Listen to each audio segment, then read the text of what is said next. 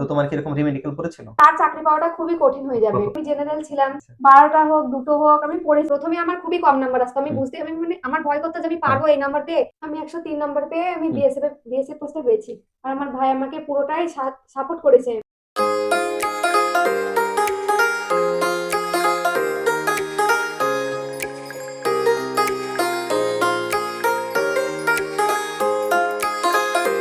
Welcome to another new video. আমাদের প্রত্যয় coaching centre থেকে যে 7 জন 2024 সালে এসএসসি জিডি পরীক্ষায় সিলেক্টেড হয়েছে তার মধ্যে একজন Anindita. Congratulations Anindita. Thank you. তোমার প্রথম প্রশ্ন যে তুমি কত নম্বর পেয়ে কোন পোস্ট পেয়েছো? আমি 103 নাম্বার পেয়ে আমি বিএসএফ পোস্টে পেয়েছি। এবার বলো যে চাকরি পাওয়ার আগে তোমার মনের অবস্থাটা কেমন ছিল আর এখন কেমন অবস্থাটা চাকরি পাওয়ার পরে? চাকরি পাওয়ার আগে আমার মানে খুবই হুম খারাপ অবস্থা ছিল। আমার হুম খুব টেনশন হতো যে আমি এই নাম্বার পেয়ে আমি হুম আর যেহেতু আমি জেনারেল ছিলাম হুম এই নাম্বারে আমি পারবো কিনা কিংবা চাকরিটা আমার হবে কিনা এই হুম জন্য আমার খুব টেনশন ছিল। কিন্তু চাকরি যেহেতু আমি পেয়ে হুম গেছি 103 নাম্বারে আমার এখন খুবই ভালো লাগছে। হুম। আর মা বাবাও খুব খুশি হয়েছে সবাই। তো সফলতার পেছনে প্রত্যেকজনের কারো না কারো অবদান থাকে। তোমার এই সফলতার পেছনে কার কতটা অবদান রয়েছে? আমার এই সফলতার পেছনে আমার বাবা মার হাত আছে, মায়ের একটু বেশি আছে। হুম আর আমার ভাই আমাকে পুরোটাই সাপোর্ট করেছে, হুম মানে একদম পড়াশোনা থেকে এই হুম। এই জায়গায় আসা পর্যন্ত। তারপরে এই যে দা পিসিসি কোচিং সেন্টারের অবদান তো পুরোটাই। তুমি যে সেন্টার থেকে পড়েছো কোচিং সেন্টার, সেই কোচিং সেন্টারটা কোথায় অবস্থিত? এটা হচ্ছে কৃষ্ণনগরের চামটা, হুম। ওই আইটিআই কলেজের পাশেই অবস্থিত। আচ্ছা, চামটা আইটিআই কলেজের পাশে, হুম। তাই তো? তো এই যে সেন্টার রয়েছে, তুমি যে সেন্টারে পড়েছো, এই সেন্টারে তুমি মানে পড়ার ব্যবস্থাটা কেমন? তুমি কখন আসতে, কিভাবে কি পড়াতো? এটার ব্যবস্থাটা খুবই ভালো। আমি হুম রোজ মানে যখন পড়তাম আমি 11টার সময় আসতাম হুম এবং সন্ধ্যেবেলায় ছুটি হয়ে যেত। হুম। কিন্তু আমরা বাড়ি যেতাম না, গ্রুপ স্টাডি করে। গ্রুপ স্টাডি মানে বন্ধুদের সঙ্গে, মানে হ্যাঁ, যারা পড়তো, তাই তো? গ্রুপ স্টাডি করে পড়াটা খুবই ভালো হতো আমাদের। আচ্ছা। তারপরে রাত্রেবেলা যেতাম 8:30টার দিকে, হুম। বাড়ি চলে যেতাম। তো এই সেন্টারে তো মক টেস্টের ব্যবস্থা তো আছেই। তো সেইটা কেমন? মানে ব্যবস্থাটা কেমন? কেমন কি কবে, কবে মক টেস্ট করাতো? কতদিন পর, পর? না, আমাদের প্রত্যেক সপ্তাহে মক হুম, টেস্ট হতো, প্রতিদিনই হতো। আর হুম। সপ্তাহে একদিন করে ওই 160 নম্বরের পুরোটাই হতো। মানে সপ্তাহে ১ দিন করে? হ্যাঁ। আচ্ছা। আর এমনি আরবি প্রতিদিন? প্রত্যেকদিন তোমার মিক্স করেও দিত, আবার আচ্ছা। আলাদা করেও দিত। হুম, ম্যাথ আলাদা হতো, হিন্দিও হুম, আলাদা হতো, হুম। জিকেও হতো, আবার সব একসঙ্গেও দিত। আচ্ছা। রোজই হতো। তো এই মক টেস্টের যে ব্যবস্থাটা ছিল, হুম। এটা যখন মক টেস্টটা দিলে, সেখানে ১ম কেমন নাম্বার আসতো? প্রথমে আমার খুবই কম নাম্বার আসতো। হুম, আমি মানে আমার ভয় করতো যে আমি হ্যাঁ, পারবো এই নাম্বার পেয়ে। হ্যাঁ, তারপরে আস্তে আস্তে মক টেস্ট দিতে দিতে হুম। আমার নাম্বারটা আরো বাড়ে। তার মানে মক টেস্ট দেওয়া যখন নাম্বার কম এসেছে ভয় পাওনি? যে আমাকে দিতে হবে, পারতে হবে, আমি হ্যাঁ, পারবো, তাই তো? ভয় পাইনি। কারণ হুম, আমাকে পারতেই হবে। আর চাকরিটা আমার খুবই দরকার যেহেতু। হ্যাঁ, মক টেস্ট আমার দিতেই হবে। আচ্ছা, সেজন্য। আচ্ছা। যে এখানে প্রত্যেকটা মানুষের যে একটা ভয় থাকে ম্যাথ বা জিআই নিয়ে, ঠিক আছে? জিআই তো ভয় থাকে না, বেশি ম্যাথেই থাকে। এইখানে যে ম্যাথ যেভাবে দাদা পড়ায়, সেটা কেমন লাগে? ম্যাথটা প্রথমে আমি পারতাম না কিছুই। হুম, এখানে এসে আমার এই দা পিসিসি কোচিং সেন্টারে এসেই হুম। আমার ম্যাথটা পুরোটাই বেসিক থেকে দাদা পুরোটাই করাতো এবং তার শর্ট মানে বেসিক প্রসেসিং ক্লিয়ার ছিল না? না ছিল এখানে না। এসেই ক্লিয়ার হয়েছে? হুম। আর আচ্ছা। শর্ট প্রসেসিং অনেক করাতো, হুম, সেগুলোও ভালো লাগতো। হুম, আর জিআইটা অতটা ভয় পেতাম না কারণ হুম। জিআইটা আমি পারতাম একটু।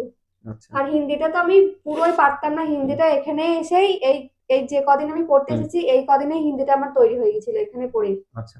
যে এখানে তো পড়তে, এর পাশাপাশি কি আলাদা করে কোনো মক টেস্ট দিতে? না, আমি আলাদা করে মক টেস্ট দিতাম না। দাদা মানে যেগুলো হুম, দিত সেগুলো আমি বাড়ি গিয়ে হুম। ডবল করে আবার সেই মক টেস্ট গুলোই দিতাম। আচ্ছা, মানে যা করেছো এই সেন্টারের হ্যাঁ, সবকিছুই, তাই হ্যাঁ। তো? বাইরে কিছু আর পড়তে না, হয়নি। আলাদা করে আমি কোনো বইও কিনিনি, কোনো হুম, মক টেস্ট বা হুম, মানে টেস্ট বই, টেস্ট পেপার যেগুলো হয় হুম, সেগুলো হুম, হুম। কেনা লাগেনি আমার। যখন কেউ প্রিপারেশন নিচ্ছে কোনো একটা চাকরি পরীক্ষার জন্য, মক টেস্ট দেওয়াটা কতটা ইম্পোর্টেন্ট? মক টেস্ট দেওয়াটা হুম, অনেকটাই জরুরি। হুম, যেহেতু মানে ওই মক টেস্টের মতোই প্রশ্নগুলো হয়। হুম, এবার ১ম এ তোমার ওই মানে অঙ্ক, জিআই, তারপরে হিন্দি, জিকে এগুলো সব প্রিপারেশন নিয়ে তবে হুম। মক টেস্টটা দেওয়া উচিত। মানে যেহেতু আগে বেসিক ক্লিয়ার আগে করে নিতে বেসিক হবে। ক্লিয়ার করতে হবে। যদি কেউ বেসিক না ক্লিয়ার করে তাহলে মক টেস্টে সে কিছুই বুঝতে পারবে না। হুম। পুরোটা কমপ্লিট করে তবে মক টেস্টটা দেওয়া উচিত। আচ্ছা, মক টেস্টে দেওয়ার পেছনে অনেকে যে প্রিভিয়াস ইয়ার থাকে আর নতুন, নতুন থাকে, হুম। কোনটা বেশি ইম্পোর্টেন্ট মনে না, হয়? মক টেস্টে প্রিভিয়াস ইয়ার দিতে হবে, তাহলে হুম, বোঝা যাবে যে কোনটা প্রবলেম হচ্ছে। হুম। এবার সেগুলো ক্লিয়ার করে তারপরে নতুনগুলো দিতে হবে। দুটোই ভালো। আচ্ছা। দুটো দিলে খুবই মানে খুবই ভালো উপকার পাওয়া যাবে। তুমি এই যে চাকরি পরীক্ষার জন্য প্রিপারেশন কবে থেকে নিচ্ছ? এটা অনেকদিন আগে থেকেই, প্রায় তখন 2021 সাল থেকে আমি চাকরির প্রিপারেশনটা নিই। হুম। এবার আমি পড়তাম অন্য জায়গায়, মানে প্রথমে তাই তো অন্য জায়গায়? প্রথমে অন্য জায়গায় পড়তাম, সেখানে অতটা আমার মানে ক্লিয়ার হয়নি। হুম।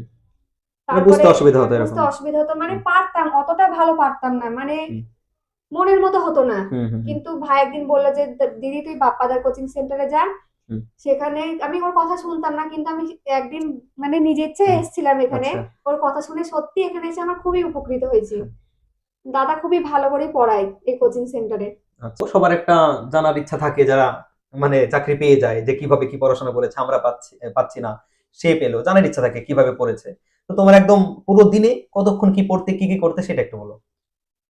প্রথমে একটা কথাই বলবো, হুম। পড়াশোনা মানে শুরু করার সময় হুম। ফোনটা যাতে হ্যাঁ। না ঘাটা আচ্ছা। হয়, কারণ ফোন থাকলে তার চাকরি পাওয়াটা খুবই কঠিন হয়ে যাবে।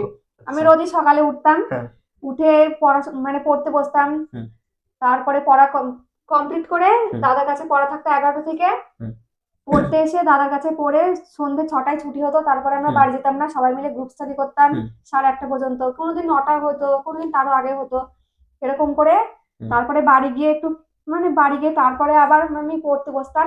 রাত মানে ঘড়ির কাঁটা কখন যে কোথায় যেত আমি সত্যি বুঝতে পারিনি এক এক দিন। আচ্ছা। 12টা হোক 2টো হোক আমি পড়েছি, এবং কষ্ট করেও পড়েছি, হুম। ঘুমের মানে খুবই কষ্ট করে পড়ে তারপরে আমি পেরেছি। যে সিবিটি এক্সামটা হয় মানে কম্পিউটার বেস, হুম। সেই পরীক্ষাটা কোথায় পড়েছিল? সেটা আমার কলকাতার TCS এ পড়েছিল। আচ্ছা, টিসিএস। এরপর যে ফিজিক্যাল হয় যেটা রান মাঠে, সেইটা কোথায় পড়েছিল? সেটা আমার দুর্গাপুরে পড়েছিল এই physical। রান প্র্যাকটিসটা কোথায় করেছো? আমি এই কোচিং সেন্টার থেকেই করেছি। এখানে একজন হুম। একটা মানে কোচ বলা যাবে না, উনি আমাদের হুম। দাদাই, উনি হুম। আমাদের করাতেন। আচ্ছা, মানে অনেক মানে ভালোভাবে এই প্র্যাকটিস সেন্টারে করবে। হ্যাঁ। রান প্র্যাকটিস করার জন্য আছে হুম, ব্যবস্থা, হুম, হুম। তাই তো? এরপরে যে রান হবার পরে মেডিকেল কতদিন পর হয়েছিল? রান হবার একদিন পরেই মেডিকেল হয়েছিল আমার। মেডিকেলে অনেকের সমস্যা থাকে, রিমেডিকেল দেয়। তো হুম। তোমার কি এরকম রিমেডিকেল পড়েছিল? না, আমার এই মেডিকেল পড়েনি, আমি একবারেই ফিট হয়ে গেছিলাম। আচ্ছা, একবারই fit। তাহলে তো খুবই ভালো হয়েছিল। হুম। নতুন যারা প্রিপারেশন নিচ্ছে মানে 2025 সালে যে জিডি পরীক্ষা আছে, তাদের জন্য তুমি কিছু একটা বলো। প্রিপারেশন নিতে হলে প্রথম থেকেই নিতে হবে, বেসিকটা প্রথমে শিখতে হবে। হুম। তারপরে সব বইগুলো কমপ্লিট করে হুম। মক টেস্ট দিতে হবে, হুম। এবং প্রতিদিনই মক টেস্টটা রাখতে হবে আচ্ছা, পড়ার খাতায়। ওটা বেসিক ক্লিয়ার হ্যাঁ, হবার পরে। বেসিক ক্লিয়ার হওয়ার পরে মক হুম। টেস্ট না দিলে বোঝা যাবে না যে কোথায় হুম। ঘাটতি, কোথায় পূরণ করতে হবে। হুম। হুম। মানে এই মক টেস্ট দেওয়ার পরে আরেকটা জিনিস খেয়াল রাখতে হবে কি, সেটা কোথায় ভুল হচ্ছে আর সেটা ভালো করে ক্লিয়ার করে নেওয়া। আর সবসময় ভুলটা কম করতে হবে। হুম। এটা হুম। হুম। এটা প্রত্যেক ছাত্র বা ছাত্রীই আচ্ছা, করে, অনেক নেগেটিভ ভুল মার্ক যেন করে, বেশি না অনেক। হয়, তাই তো? সেটা সবসময় খেয়াল হুম। রাখতে হবে। আর হুম। এখানে যেহেতু এই দা PCC কোচিং সেন্টারে রোজই মক টেস্ট দেওয়া হয়, দাদা যখন মক টেস্ট নিতেন তখন মানে যেটা আমার ভুল হতো সেটা হুম। দাদা খুব ইজিলি বুঝিয়ে দিতেন। আচ্ছা, এরপরে আবার তো নিজের বাড়িতে গিয়ে প্র্যাকটিস তার আছে। নিজের বাড়িতে প্র্যাকটিস করতে হবে, হুম। এখানেও পড়তে হবে, সবসময় হুম। পড়তে হবে, যতদিন না চাকরি হ্যাঁ, পাওয়া হ্যাঁ, যাচ্ছে হ্যাঁ, পড়াশোনা করতেই হবে। সেটা অবশ্যই। সেন্টারে এসে আমি সফলতা পেয়েছি। তোমরা যদি সফলতা পেতে চাও এখানে এসো, এখানে পড়াশোনাটা খুবই ভালো হয় বাপ্পাদার কোচিং হুম। সেন্টারে, তোমরা সফলতা পেয়ে যাবে। আমাদের এই সেন্টারে বাপ্পাদার কোচিং সেন্টার, যে সেন্টারের নাম হচ্ছে প্রত্যয় কোচিং সেন্টার, এখানে খুব ভালো করে পড়ানো হয় একদম হাতে ধরে। যে কিচ্ছু জানে না মানে একদম কিচ্ছু না, তাকেও কিন্তু একদম হাতে ধরে প্রথমে সবকিছু বেসিকটা ক্লিয়ার করানো হয়, তারপরে অ্যাডভান্স শেখানো হয়। আর অ্যাডভান্স যে ম্যাথ গুলো করানো হয় সেগুলো কিন্তু খুব সহজভাবে, যেমন এমন প্রশ্ন অঙ্ক থাকে বড় বড়, সেগুলো এমন সহজভাবে শেখানো হয় তুমি না আসলে এটা বুঝতে পারবে না। এখানে এসো, অ্যাডমিশন চলছে, অ্যাডমিশন নিয়ে দেখো যে যেমন আমাদের অনিন্দিতা সফল হয়েছে, তোমরাও সফল হবে। তাহলে তোমার জয়েন লেটার আশা করি এসে গেছে। হ্যাঁ, এসে গেছে। কবে আমার এসেছে সেটা? 27শে ডিসেম্বরে এসছে। আচ্ছা, আর আমার জয়েন হচ্ছে 21শে জানুয়ারি। 21শে জানুয়ারি মানে এই সামনেই আর হুম। 3 সপ্তাহ। হ্যাঁ, বেশি দিন কোথায় না। করেছে জয়েন? আমার জয়েন হয়েছে মধ্যপ্রদেশের টেকানপুরে। আচ্ছা, মধ্যপ্রদেশ। তাহলে চাকরি জীবন ভালো কাটুক, হ্যাঁ। সুস্থ থাকো। প্রত্যয় কোচিং সেন্টার থেকে প্রতি বছরই অনেক ছেলে মেয়ে চাকরি পাচ্ছে, তোমরাও এসো, এখানে ভর্তি হও। আমাদের সেন্টারের স্থান কৃষ্ণনগর চামটা, চামটা ITI কলেজের ঠিক পাশে।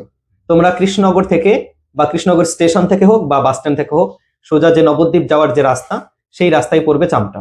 এছাড়া এইখানে ক্লাস 9 এবং 10 এর সমস্ত সাবজেক্ট পড়ানো হয়। প্রত্যেকটা সাবজেক্টের জন্য রয়েছে আলাদা আলাদা টিচার। তোমরা কন্ট্যাক্ট নাম্বার স্ক্রিনের উপরে পেয়ে যাবে। Thank you.